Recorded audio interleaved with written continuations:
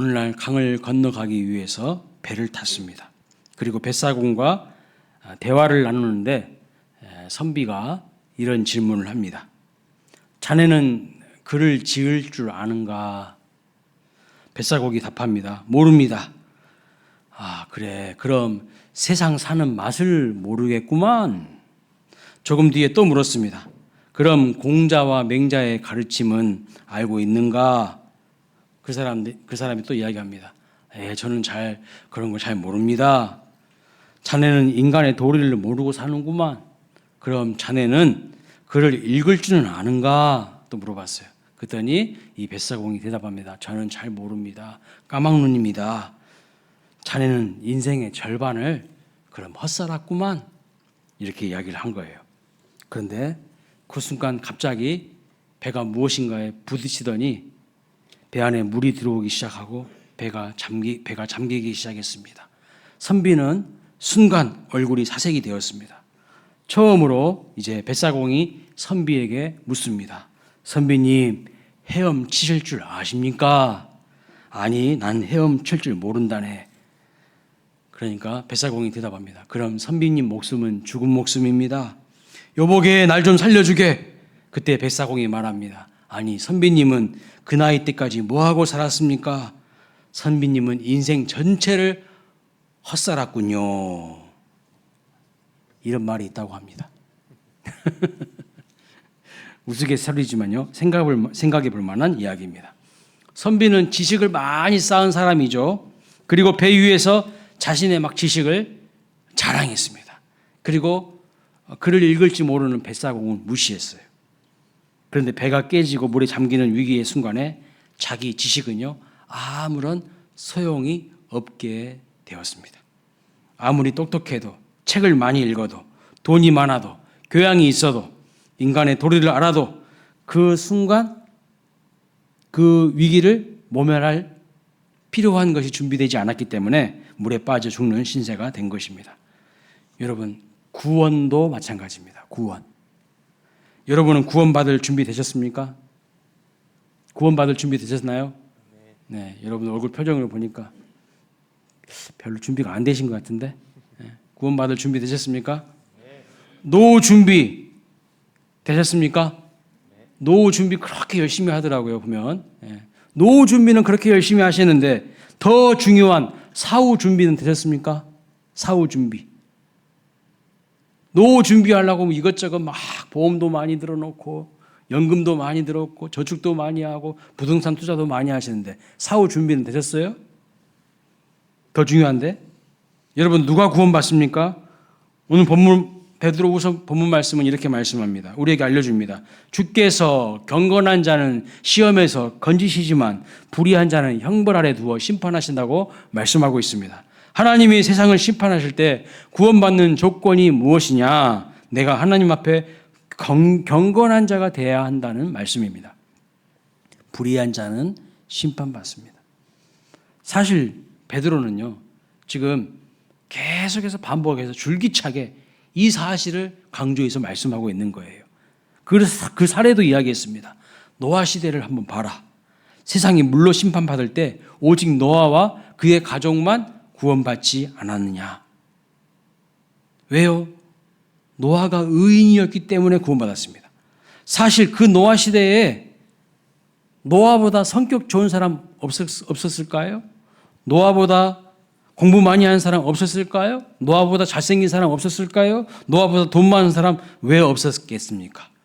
그러나 그런 걸로 구원받을 수 없다는 것을 말합니다. 그런데 그 사람들이 구원받지 못하는 이유는요, 불의한 삶을 살았기 때문이라고 성경은 말씀하고 있어요. 하나님과 아무런 상관없는 삶을 살았다는 뜻입니다. 하지만 노아는요, 주님 모시기에 의인이었기 때문에 구원을 받았죠. 또 소돔과 고모라 시대의 이야기를 사례로 이야기했습니다. 소돔과 고모라는요, 뭘로 심판받았습니까? 불과 유황으로 심판받았습니다. 그러나 그때의 롯은 구원을 받았어요. 롯이 제일 잘생겨서가 아닙니다. 롯이 성격 좋아서가 아닙니다. 돈이 많아서도 아닙니다. 공부 많이 해서도 아니고 성경에 분명히 그가 의인이었기 때문에 건지셨다고 말씀하고 있습니다. 물론 롯이 존재감과 영향력이 없기 때문에 없어서 아쉽기는 하지만 어쨌든 베드로는요, 소돔과 고모라 성이 멸망받을 때에 고통당하는 의인 롯이 구원받았다고 분명히 말씀하고 있어요. 결국 우리의 구원 여부를 결정하는 것은 뭡니까? 돈이 아니에요. 외모가 아닙니다. 성격이 아니고 지식이 아니고 재산이나 혈통이 아닙니다. 구원의 기준은요, 우리가 하나님 보시기에 경건한 자인가 불의한 자인가, 여기서 구별이 된다는 것입니다. 오늘 본문 말씀 그대로 경건한 자가 시험에서 건짐을 받고 불의한 자가 심판받기 때문입니다. 그런데 여러분, 중요한 것은 여기서부터예요. 질문이 하나 생깁니다. 여기 앉아 계신 분들 제가 이렇게 면면을 살펴보니까 교회를 뭐 한두 해 다니신 분들이 대부분 아니에요. 오랫동안 다니신 분들이에요. 그러면 여러분들이 들었던 풍월이 있을 거예요.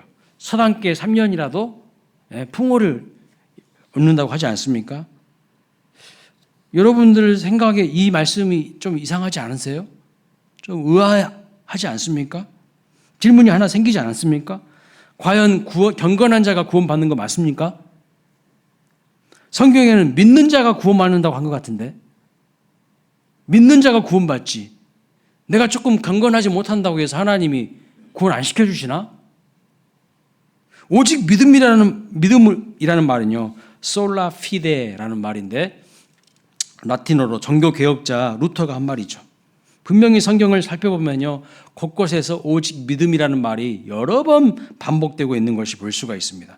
오직 믿음으로 말미암아 구원받는다는 말씀이 있습니다. 근데 문제는 오늘 본문에서 베드로는요, 오직 믿음으로 구원받는다고 하지 않고 경건한 자가 구원을 받고 불의한 자는 심판받는다고 말씀하고 있어요. 이게 어떻게 된 것일까요? 지금 베드로 사도가 뭘 잘 모르고 지금 이렇게 이야기하고 있는 것일까요?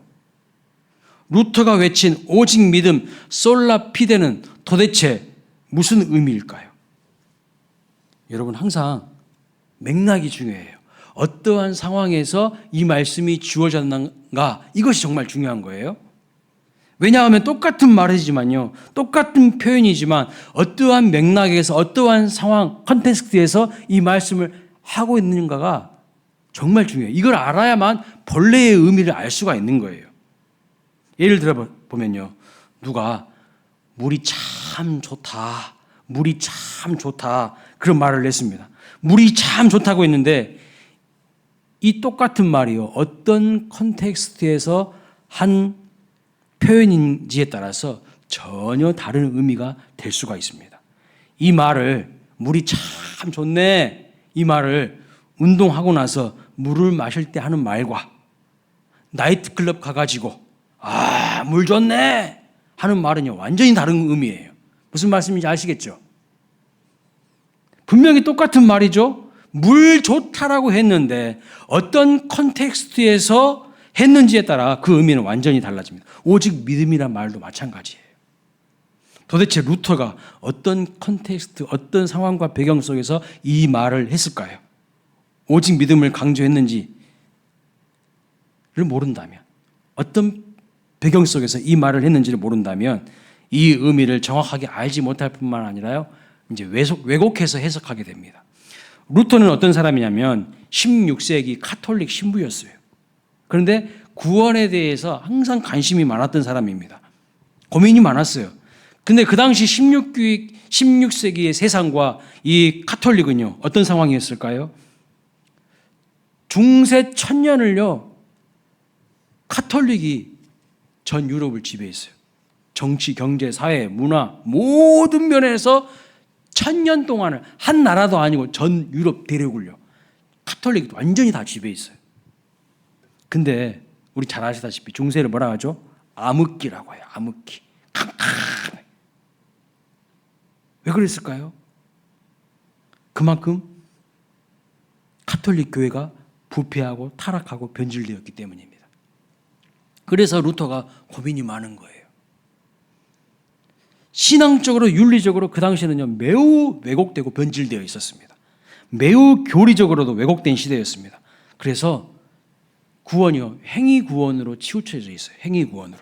심지어 어떤 이야기까지 카톨릭이 했냐면, 당시 성 베드로 성당을 짓다가 건축비가 부족했어요. 뭐 화려하게, 의리의리하게, 어마어마하게 지었습니다. 그런데 돈이 부족한 거예요. 그래서 머리를 굴렸어요. 계산기를 두드렸어요.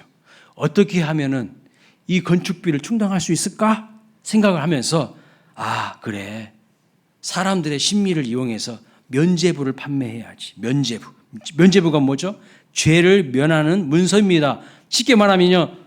돈을 받고 구원을 사고 팔았다는 거예요. 돈 주고 구원을 샀다는 뜻입니다. 성경에 전혀 없는 말씀인데 베드로 성당의 이 의리의리한 성당들을 건축하기 위해서 필요한 재정을 통장하기 위해서 구원의 교리를 왜곡시켰던 거예요. 성경에 전혀 나오지 않는 이야기인데 그것을 교묘하게 왜곡시킵니다. 사람들에게 이런 심리가 있죠. 믿지 않고 죽은 부모님이나 믿지 않고 어릴 때 죽은 자녀들이 천국에 가서 영생을 누리며 행복하게 살기를 바라는 심리가 있습니다. 그래서 천주교는요, 사람이 죽으면 천국과 지옥으로 가는 게 아니라 연옥으로 간대요. 연옥으로. 연옥이란 말은 성경에 있지도 않습니다. 연옥으로 가는데 그 연옥에 가 있는 사람들을 위해서 살아있는 사람들이 돈꾀에 헌금을 바치면 그 주화가 돈꾀에 떨어지는 소리, 땡그랑 소리를 내며 떨어지는 순간에 연옥에 있던 영혼이요, 연옥에서 순간 빠져나와서 천국으로 올라간다는 거예요. 이상한 교리를 말하기 시작합니다. 사람들의 심리를, 교묘한 심리를 이용하여서 이렇게 카톨릭이요, 성경에 없는 내용들을 이야기하기 시작해요. 카톨릭이 그만큼 부패하고 타락했다는 것을 말씀하고 있죠. 그래서 행위구원으로 치우쳐져 있는 바로 중세시대의 이 컨텍스트에서 루터를 비롯한 종교개혁자들이 성경을 보니까 그것은 전혀 사실 무근이고 그것은 아니다고 외쳤던 겁니다. 인간이 헌금한다고 구원받는 거 아니고, 인간이 착하게 산다고 구원받는 거 아니고, 오직 믿음으로 구원받는다고 바르게 가르쳤던 것입니다. 자기 의로 구원받는 것이 아니고요, 하나님의 은혜이며 오직 믿음으로 구원받는다는 것을 종교교역자들은 강조하면서 외쳤던 것이죠. 그러니까 어떠한 배경 속에서, 어떠한 상황 속에서 오직 믿음을 외쳤는지를 알아야 된다는 거예요. 그걸 모르면요, 이 오직 믿음에 대한 진정한 의미를 몰라요. 자, 그럼 믿음이 중요하다는 이 말씀이, 잘 들으셔야 돼요. 과연 행위는 필요 없다는 말일까요? 이런 말씀이었을까요? 행위는 필요 없다? 천만의 말씀. 거꾸로 지금 우리가 살아가는 이 시대에는요, 교회가 비판을 많이 받고 있는데 왜 세상 사람들에게 교회가 비판을 받고 거룩한 성도라고 하는 사람들이 세상 사람들에게 손가락질 당합니까? 믿음이 없다고 비판받나요? 아니요. 믿음이 없다고 비판하지 않아요. 삶이 없다고 비판받는 거예요. 거룩한 삶이 없다고 비판받고 있는 것입니다. 믿는다고 하면서 삶이 믿지 않는 사람들과 차이가 없어서 비판받고 있는 거예요. 믿음 따로 삶 따로이기 때문에, 신앙 따로 생활 따로이기 때문에 세상 사람들이요, 욕하는 거예요. 그래서 이 시대는요, 다시 종교를 개혁해야 돼요. 믿음으로 구원받는다, 맞아요. 그러나 행함이 따라지지 않는 믿음요, 다 가짜예요. 세상 사람들이 교회와 성도들을 얼마나 비판하는지 몰라요. 그렇기 때문에 이 시대는 무엇이 다시 강조돼야 될까요? 종교개혁 시대 종교개혁자들은 오직 믿음을 강조했다면, 지금은요, 삶을 강조해야 되는 시대입니다. 삶을. 믿음만 강조해서는 안 돼요. 솔라피데, 오직 믿음의 진짜 의미는 무엇일까요? 이 말이요, 여러분 왜곡하면 안 됩니다. 이 믿음 외에 다른 것은 다 쓰레기다, 다 필요 없다, 그런 믿음일 말씀일까요? 천만의 말씀. 그런 의미가 아니라는 거죠. 존 웨슬리라는 사람은요, 감리교의 창시자입니다. 근데 그 사람의 별명이 뭐냐면 책 한 권의 사람, 한 책의 사람이에요. 이 한 책의 사람이라는 말은 웨슬리가 평생 책 한 권만 읽었다는 뜻일까요? 아닙니다. 이거는 이렇게 해석한다면 완전히 의도를 잘못 해석한 거예요. 실제로 웨슬리는요, 책을 엄청나게 많이 읽은 학자입니다. 학자이자 목회자예요. 많은 책을 읽어보고 웨슬리가 내린 결론이 뭐냐면 성경이 최고다라는 거예요. 성경이 가장 최고의 책이라는 거예요. 그래서 나는 한 책의 사람이 되고 싶다고 했습니다. 무슨 말이냐면 나는 성경의 사람이 되고 싶다 이런 의미예요. 웨슬리가 이렇게 말한 것을 왜곡해서 웨슬리는 다른 책은 한 권도 읽어보지 않고 딱 성경 한 권만 읽었다고 한다면요, 그것은 완전히 웨슬리의 말을요 왜곡한 것이나 마찬가지죠.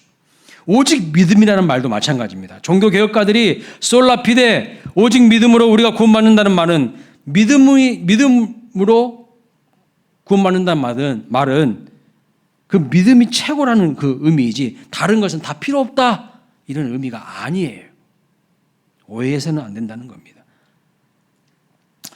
믿음이 아닌 행위나 순종은 다 필요 없다는 말이 아닙니다. 다른 것도 중요하지만 믿음이 가장 우선이 된다 이런 의미예요. 또 솔라 스크립투라 종교개혁자들이 외쳤던 말씀이죠. 오직 성경 솔라 스크립투라. 이 말은요 성경 외에 다른 것은 다 쓰레기란 말이 아니에요. 이성도 중요하고 전통도 중요하고 인간의 경험도 중요해요. 그러나 이성보다 인간의 경험보다 교회의 전통보다 규례보다 성경이 제일 권위 있는 하나님의 절대 불변의 진리의 말씀이라는 것을 말하고 있는 거예요. 내가 경험한 것보다 성경이 더 중요하고 권위가 있다는 뜻이지요. 그런데 오늘날 이것을 또 오해해서 왜곡해서 해석하신 분들이 상당히 많아요. 그러면 교회의 전통은 아무것도 안 중요하지 않냐? 그렇지 않습니다. 교회의 전통도 중요해요. 또 솔라 그라시아라는 말이 있어요. 종교개혁자들이 외쳤던 말씀 중에 오직 은혜예요. 오직 은혜. 은혜 없으면 살아갈 수가 없지요. 그러나 이 말을 왜곡해서 그러면 인간은 아무것도 안 해도 된다는 말이 절대 아닙니다. 은혜 하니까 그러면 인간은 아무것도 안 해도 되냐? 아니에요. 그런 뜻이 아니라니까요. 오히려 하나님의 은혜를 알고 있는 사람은요, 바른 믿음을 갖고 있는 사람은요, 거룩한 삶을 살게 되어 있어요. 세상에 타협하지 않아요. 자기 삶을 훈련하고 준비하고 연단하고 최선을 다해서 노력하면서 살아갑니다. 은혜를 헛되이 하는 사람들이 아무것도 안 하는 거예요. 인간이 최선의 노력을 다하지만 하나님의 은혜가 절대적으로 우선하다는 말을 솔라 그라시아 이렇게 표현하고 있는 것이죠. 그래서 하나님의 은혜를 제대로 경험하고 아는 자는요, 삶을 더욱 최선을 다해서 살아가는 자가 됩니다. 여러분, 성경이 처음부터 말하는 믿음이 뭐냐면요, 거룩한 삶을 동반한 믿음을 말하는 겁니다. 믿음 따로 생활 따로가 아니에요. 신앙 따로 삶 따로가 아니에요. 야고보서가 말하는 믿음이 뭐죠? 야고보서 2장 14절에 이렇게 말합니다. 읽어볼까요? 시작. 네, 형제들아, 만일 사람이 믿음이 있노라 하고 행함이 없으면 무슨 유익이 있으리요? 그 믿음이 능히 자기를 구원하겠느냐? 그렇습니다. 믿는다고 하면서 신자다운 삶이 없다면 그게 무슨 유익이 있냐고 말씀합니다. 입술로만 고백하는 그 믿음이 정말 구원받을 만한 믿음이냐고 말씀하고 있는 거예요. 아니라는 거예요. 아니라는 거. 야고보서 2장 17절 이렇게 말합니다. 이와 같이 행함이 없는 믿음은 그 자체가 죽은 것이라. nothing이라는 거예요. 아니라는 거예요. 믿음 아니라는 거예요. 처음부터 성경은요, 행함 없는 믿음을 이야기한 적이 없어요. 원래부터 행함을 배제한 믿음을 얘기한 적이 없습니다. 그 믿음 안에는요, 행함을 동반한 믿음을 얘기했던 것입니다. 그래서 행함이 없는 믿음은 죽은 것이기 때문에 그 믿음으로는 구원을 받을 수가 없다는 겁니다. 여러분, 사도 바울이 성경을 무려 13권이나 기록을 했는데요, 사도 바울이 그렇게 강조한 것이 뭡니까? 믿는 자들의 거룩한 삶이에요. 거룩한 삶. 거룩을 잃으면 다 잃은 거라고 말씀했어요. 로마서 6장 11절 말씀 보세요. 읽어봅니다. 시작. 이와 같이 너희도 너희 자신을 죄에 대하여 죽은 자여 그리스도 예수 안에서 하나님께 대하여는 살아있는 자로 여길지어다. 그러면 죄에 대하여 죽는 자요, 하나님께 대하여 살아있는 자는 어떻게 살아가야 할까요? 죄에 대하여 죽고 하나님에 대하여 살아있는 사람은 어떻게 살아가야 될까요? 로마서 6장 12절 13절 읽어봅니다. 시작. 그러므로 너희는 죄가 너희 죽을 몸을 지배하지 못하게 하여 몸의 사역에 순종하지 말고 또한 너희 지체를 불의의 무기로 죄에게 내주지 말고 오직 너희 자신을 죽은 자 가운데서 다시 살아난 자 같이 하나님께 드리며 너희 지체를 의의 무기로 하나님께 드리라. 네, 믿는다고 하면서요, 내 몸뚱아리 함부로 굴리지 말라는 거예요. 몸, 지체 계속 반복해서 나오는 말이 뭡니까? 내 몸을요, 거룩한 삶으로 하나님 앞에 드리라는 거예요. 죄에 지배당하지 말고 순종하는 삶으로 하나님 앞에 아름답게 드리라는 거예요. 내 몸으로. 믿는다고 하면서 몸이 거룩하지 못하면요, 그것은 믿는 게 아니에요. 우리의 몸과 지체를 의의 무기로 하나님께 드리는 삶을 살아가시기를 주님의 이름으로 축복합니다. 거룩하게 사셔야 됩니다. 로마서 12장 1절에는 또 이렇게 말합니다. 시작. 그러므로 형제들아 내가 하나님의 모든 자비하심으로 너희를 권하노니 너희 몸을 하나님이 기뻐하시는 거룩한 산제물로 드리라. 이는 너희가 드릴 영적 예배니라. 그렇습니다. 모든 일상의 삶 속에서 우리의 몸을 거룩하게 하나님 앞에 드리는 삶을 살라는 것입니다. 그것이 바로 하나님이 기뻐하시는 삶의 예배라는 거예요. 이 삶의 예배 없이 주일 예배가 무슨 의미가 있냐는 거예요. 세상에서는 개판 5분 전으로 살면서 주일날만 와가지고 경건한 척 예배 드리는 거 하나님이 모르실까요? 물론 그러니까 나는 그 세상에서 개판으로 살았으니까 주일날도 그러면 안 하겠습니다. 그렇게 해석하지 마십시오. 그렇게 옹졸하게. 내 삶이 그래. 일상의 삶 속에서 내가 거룩하게 살아야지. 이렇게 받으셔야지. 갈라디아서 5장 19절부터 21절 말씀을 보면요, 육체의 소욕을 따라가는 죄악된 삶을 말합니다. 이렇게 말합니다. 읽어볼까요? 시작. 육체의 일은 분명하니 곧 음행과 더러운 것과 호색과 우상숭배와 주술과 원수 맺는 것과 분쟁과 시기와 분냄과 당짓는 것과 분열함과 이단과 투기와 술 취함과 방탕함과 또 그와 같은 것들이라. 전에 너희에게 경계한 것 같이 경계하노니 이런 일을 하는 자들은 하나님의 나라를 유업으로 받지 못할 것이요. 하나님의 나라를 유업으로 받을 수가 없답니다. 이런 일을 하는 자들은 정녕 하나님의 나라를 유업으로 받지 못합니다. 가슴이 철렁하지 않습니까? 이렇게 살면서도 구원받을 수 있다고 한다면요, 그거 가짜지요. 가짜예요. 회개하고 하나님께로 돌이키지 않는다면요, 정녕 하나님의 심판을 피할 수 없다고 오늘 본문은 말씀하고 있어요. 불의한 자는 하나님이 형벌 가운데 심판하신다고 분명히 말씀합니다. 믿음이 있다고 하면서 이렇게 산다는 것은 거짓입니다. 믿음이 없는 거지요. 빌립보서 2장 12절에 이렇게 말합니다. 그러므로 나의 사랑하는 자들아, 너희가 나 있을 때뿐만 아니라 더욱 지금 나 없을 때에도 항상 복종하고 두렵고 떨림으로 너희 구원을 이루라. 너희 구원을 이루라. 이 말의 의미가 뭡니까? 착각하지 말라는 거예요. 구원 완성된 거 아니라는 거예요, 지금. 이루라고 했어요. 아직 구원의 완성을 말하는 게 아니에요. 우리가 예수 그리스도를 나의 구주, 나의 하나님을 영접했다면 이제 구원이 시작된 겁니다. 이제 거듭나서 영적으로 새롭게 태어났어요. 영적으로 보면 악이에요, 악이. 그리스도 예수의 장성한 분량에 이르기까지 계속 자라가라고 말하고 있어요, 성경은. 너희 구원을 이루라는 것은요, 그 구원의 성취를 향하여서, 표대를 향하여서 세상에 타협하지 말고 믿음의 길을 완주해 가라고, 경주하라고 말씀하고 있는 거예요. 나는 이제 다 구원받았으니까 아무렇게나 살아도 돼. 그런 뜻이 절대 아닙니다.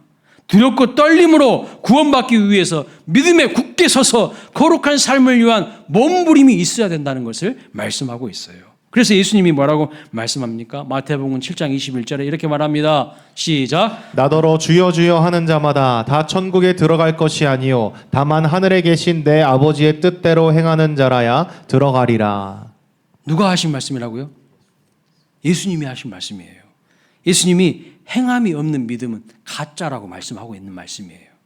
주여 주여 한다고 되는 거 아닙니다. 하나님 뜻대로 행하는 자가 구원받는 거예요. 오늘날 우리의 문제는 뭐냐면요, 자기 뜻대로 해요. 자기 생각대로 해요. 자기가 다 결정해놓고 내가 이렇게 할 테니까 당신이 알았죠? 이거는요, 믿음이 아니에요. 가짜예요.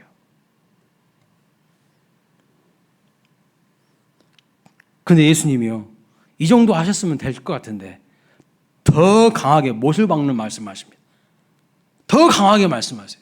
뭐라고 말씀하시냐면 마태복음 7장 23절에 이렇게 말합니다. 내가 너희를 도무지 알지 못하니라. 또 그 이후 불법을 행하는 내게서 떠나가라. 여기 도무지 알지 하고 뭐가 생략된 것 같아요. 알지 못한다는 거예요. 또 그 이후 불법을 행하는 내게서 떠나가라. 그 불법이라는 거예요. 믿음이 없는, 행함이 없는 믿음은요, 불법이라는 거예요. 그러니까 믿음이 없는 행함은 믿음이 아니라는 뜻이죠. 믿음은 행함을 배제하지 않는 겁니다. 행함을 동반한 믿음을 말씀하는 겁니다. 베드로는 이 사실을 오늘 본문에서 경건한 자가 구원받는다고 말씀하고 있어요. 그래서 경건한 자가 구원받는다는 것은 내 안에 뭐가 있는 것이죠? 거룩을 향한 갈망이 생기는 거예요. 경건한 삶이 내 안에 있다는 말입니다. 내가 구원받았는지 안 받았는지는요, 어떻게 보면 너무 쉽게 알 수 있어요. 오락가락 할 필요가 없어요. 구원받는 자는 구원받는 자답게 살 수밖에 없고요. 구원받지 않는 자는 구원받지 않는 자답게 살 수밖에 없습니다. 구원받은 증거는요, 그 열매로 다 드러나게 되어 있어요. 좋은 나무는요, 좋은 열매를 맺어요. 나쁜 나무는요, 나쁜 열매를 맺게 되어 있습니다. 그래서 예수 그리스도 안에 심겨진 나무는요, 성령의 열매를 맺게 되어 있어요. 열매로 드러납니다. 예수님이 말씀하셨습니다. 삶의 열매로 알리라. 열매로 알리라. 이렇게 말씀하셨습니다.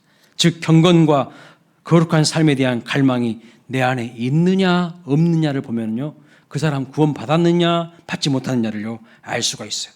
고린도전서 5장 17절에 보면 이렇게 말합니다. 시작. 그런즉 누구든지 그리스도 안에 있으면 새로운 피조물이라. 이전 것은 지나갔으니 보라 새 것이 되었도다. 예수 안에서 새로운 피조물이 된 성도들은 과거와 똑같이 살아갈 수가 없어요. 새로운 갈망이 생깁니다. 바로 거룩에 대한 갈망이죠. 주님 닮아가고 싶은 갈망입니다. 하나님 뜻대로 살고 싶고 하나님의 기쁨이 되기 위해서 살아가고 싶은 마음이 생기는 거예요. 이제는요, 과거처럼 세상의 방식대로 살아가는 것이 아니라 하나님의 뜻대로 살기를 원하고 하나님 기뻐하시는 삶을 정말 살고 싶어지는 겁니다. 때로는요, 우리도 연약하기 때문에 인생의 여러 가지 풍파와 고난으로 인하여서 흔들릴 때가 있습니다. 넘어지기도 합니다. 왜요? 연약한 인간이기 때문이죠. 여전히 예수님을 믿은 후에도 우리 속에 죄의 본성이 있기 때문입니다. 그럼에도 불구하고 믿음의 사람들은요, 또다시 일어나요. 그래서 잠언 24장 16절에 뭐라고 말하냐? 대저 의인은 7번 넘어질지라도 다시 일어나려니와. 이렇게 말합니다. 예수님을 인격적으로 영접한 자는요, 새로운 성령이 주시는 본성을 부여받게 돼요. 죄의 본성이 아니라 새로운 성령이 주시는 본성을 부여받고 성령께서 하나님의 뜻대로 살아가도록 우리를 이끌어 가십니다. 인도하십니다. 때로는 비록 느리지만 은혜 속에서 하나님의 뜻대로 살기를 원하고 주님을 위해서 살아갑니다. 그러므로 내가 구원받았다고 말하면서 내가 세상에서 제일 싫은 게 예배야. 세상에서 나는 기도가 제일 싫어. 또 주일이야? 또 예배 드려야 돼? 세상에서 제일 싫은 게 기도야. 맨날 성경 보라는 이야기 하는 거야. 아이고 지겹다, 지겨워. 이렇게 말한다면요, 죄송하지만 그 사람은 구원받았을 가능성이 희박해요. 그럴 수가 없어요, 구원받은 사람은. 진짜 구원받은 사람은요, 그 안에서 새로운 갈망이 생겨요. 그래서 예배를 드리고 싶어지는 거예요. 누가 시켜서 오는 게 아니에요. 나를 향하신 하나님의 뜻이 궁금해서 말씀에 귀를 기울여요. 하나님의 말씀을 읽고 싶어지는 거예요. 기도가 막 하고 싶어져요. 왜요? 기도는 하나님과 대화하는 거잖아요. 피조물이 만물의 주인이시고 창조자이신 하나님과 대화할 수 있는 엄청난 특권이 기도입니다. 그렇기 때문에 과거에는 세상의 방식으로 살았지만, 그래서 그것이 죄악된 삶이라는 것도 몰랐지만, 그렇게 사는 것이 죄라는 것을 인식조차 못했지만 이제는 그렇게 살기 싫어지는 거예요. 과거에는요, 어둠이 어둠인지도 몰랐어요. 그런데 하나님의 빛이 내 안에 탁 들어오니까요, 이제 그게 어둠의 일이라는 것을 깨닫게 됩니다. 그리고 그것이 싫어져요. 보기도 싫어져요. 때로는 인생의 여러 가지 문제와 고난으로 넘어질 때가 분명히 있습니다. 하나님 뜻대로 살고 싶은 갈망이 있어도 내가 연약하기 때문에 넘어질 때가 분명히 왜 없겠습니까? 있습니다. 그럼에도 불구하고요, 내 안에 성령이 계시기 때문에 또 성령께서 나를 일으키시고요, 새로운 갈망을 주시는 거예요. 여러분 스스로를 한번 점검해 보세요. 사도 바울이 우리에게 점검해 보라고 말씀하고 있습니다. 고린도후서 13장 5절 말씀 보세요. 시작. 너희는 믿음 안에 있는가? 너희 자신을 시험하고 너희 자신을 확증하라. 베드로가 말하는 핵심 메시지가 무엇입니까? 경건한 자는 하나님이 시험에서 건지시고 구원하시지만 불의한 자는 형벌 아래 두시고 심판하신다는 말씀입니다. 결론적으로 여러분 베드로가 최종적으로 무슨 말씀을 하고 있는 것 같습니까? 3장으로 넘어가면 베드로후서 3장으로 넘어가면 예수님의 재림과 심판에 대한 이야기를 하신 다음에 결론을 말합니다. 최종 결론을 말합니다. 11절 12절 같이 읽어봅니다. 시작. 이 모든 것이 이렇게 풀어지리니 너희가 어떠한 사람이 되어야 마땅하냐? 거룩한 행실과 경건함으로 하나님의 날이 임하기를 바라고 간절히 사모하라. 그렇습니다. 거룩한 행실과 경건함으로 하나님의 날이 이르기를 바라는 삶, 사모하는 삶이라는 거예요. 진정 구원받고 존재의 피난을 경험한 사람, 거듭난 사람은요, 하나님이 기뻐하시는 거룩한 삶을 살아갑니다. 하나님의 뜻대로 살아가는 것이죠. 여러분 한번 점검해 보세요. 오늘날 교회가 왜 이렇게 욕을 먹을까요? 왜 믿음의 사람들이 세상 사람들에게 그렇게 욕을 먹고 비판을 당합니까? 비난거리가 됩니까? 왜 성도들이 세상에서 아무런 영향력이 없는 삶을 살아갑니까? 근본적인 이유가 뭡니까? 성도라고 하는 우리들이 거룩할 성자, 무리 도자, 우리 거룩한 백성, 거룩한 무리인데 거룩이 없어요. 거룩이 없어요. 세상 사람이나 우리 믿는 성도나 차이가 없어요. 아무런 차이가 없어. 그냥 교회만 왔다 갔다 할 뿐이지 그들과 아무런 차이가 없어요. 그러니까요, 욕을 먹는 거예요. 세상 사람들 왜 살까요? 돈 많이 벌어서 잘 먹고 잘 살려고 집 넓히고 자기의 욕구와 성공과 야망을 위해서 살아가죠. 근데 오늘날 교회에도 똑같아요. 여러분들도 성공을 위해서 살잖아요. 출세를 위해서, 돈 벌기 위해서, 집 넓히기 위해서, 차 사기 위해서. 그렇게 살아간다면요, 뭔 차이가 있을까요? 아무런 차이가 없어요. 다시 말씀드리지만 성도는요, 성공과 야망을 위해서 살아가는 존재가 아니라는 것이 성경의 말씀입니다. 우리는 거룩한 삶을 살아야 한다고 말하고 있는 거예요. 거룩한 삶. 뉴스만 틀면 온갖 세상의 비리, 부패, 부정, 죄악이 파도치는 것을 볼 수가 있어요.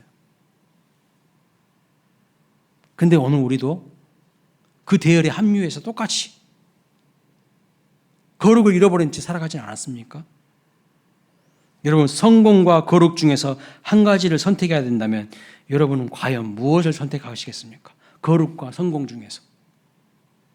나의 안일한 삶과 주님을 위한 헌신 중에서 무엇을 선택하시겠습니까?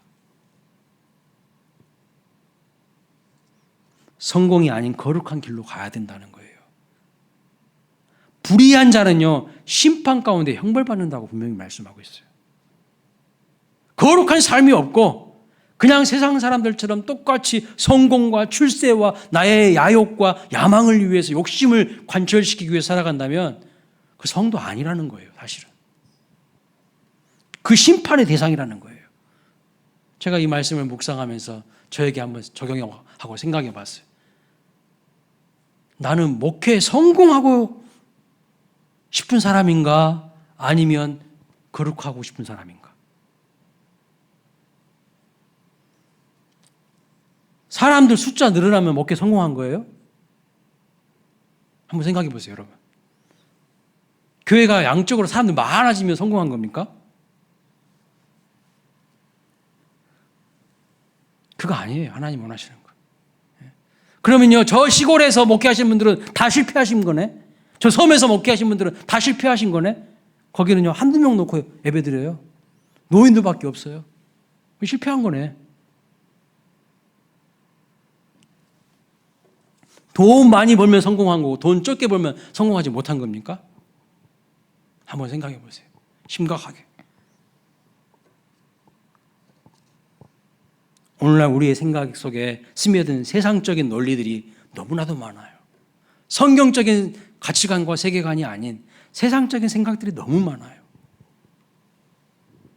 그러니까 결정적인 순간에 거룩과 성공 중에서, 거룩과 나의 야망 중에서요, 야망을 딱 선택하는 거예요. 안일한 삶과 주님을 위한 헌신 중에서요, 안일한 삶을 딱 선택하는 거예요.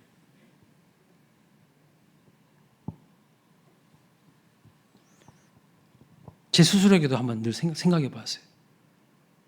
뭐가 정말 주님이 원하시는 것일까? 목회에 성공하고 싶은 마음. 그래서 다른 목사님들한테 목사님은 성공하신 분이에요. 그렇게 인정받고 싶은 그 마음. 그것이 아니라 성공하지 못하더라도 거룩한 목사, 맛을 잃지 않는 목사가 돼야 되지. 목사다운 목사가 돼야지. 여러분도 마찬가지예요. 성도다운 성도가 돼야죠. 장로님다운 장로가 돼야죠. 권사님다운 권사가 돼야죠. 집사님다운 집사님이 돼야 되고. 오늘날 우리의 문제는요, 이 다움을 상실해 버렸다는 거예요. 말씀을 마칩니다. 아무리 아름다운 꽃을 갖다 줘도요, 아무리 이 꽃이 아름답다고 설명을 해줘도 꽃 알레르기가 있는 사람한테 꽃을 주면요, 기겁을 합니다. 아무리 맛있는 음식을요 갖다 줘도요, 그 음식이 나하고 맞지 않으면요, 그 음식에 대한 알레르기가 있으면요, 기겁을 합니다. 똑같은 거예요. 제가 여러분에게 아무리 경건이라는 것이 중요하다고, 거룩이 중요하다는 것이라고 말씀을 드려도 여러분이 경건한 사람이 아니면요, 이 말이 듣기가 거북해요. 싫어요. 거듭나지 않았다면, 거룩한 존재가 아니라면요, 하나님의 말씀이 거부감이 됩니다. 저항하게 돼요. 당연한 건 아니겠습니까? 그러나 만약 여러분이 진짜 예수님 믿고 거듭났다면 하나님의 말씀을 들을 때요, 마음에 찔림이 있어요. 마음에 찔림이 있어요. 비록 내가 온전히 거룩하게 살지는 못하나 내 안에 거룩하게 살고 싶은 갈망이 있다는 것을 확인하게 됩니다. 그래서 내가 이렇게 살아서는 안 되지, 가슴을 치는 거예요. 말씀을 저항하는 게 아니라, 말씀을 거부하는 게 아니라 내 가슴을 치는 거예요. 진짜 하나님의 사람이라면. 이렇게 하나님의 말씀으로 회개하고 또 마음을 새롭게 고쳐먹게 된다는 사실입니다. 우리 모두 진실되이 하나님을 사랑하고 경건한 삶을 살아가심으로 모든 시험에서 우리를 건져주시는 하나님의 은혜를 경험하게 되시기를 주님의 이름으로 축복합니다. 다 함께 자리에서 일어나셔서 이 말씀, 오늘 주신 말씀 기억하면서 이 찬양을 함께 드리겠습니다.